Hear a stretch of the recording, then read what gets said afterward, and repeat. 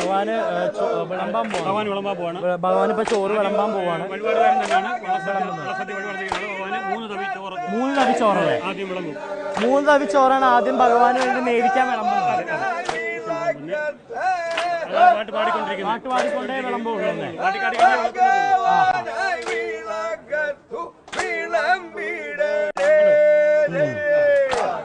ഭഗവാന് വിളമ്പിടണേ എന്ന് പറഞ്ഞിട്ടാണ് നമ്മൾ ഭഗവാന് മേടിക്കുന്നത്.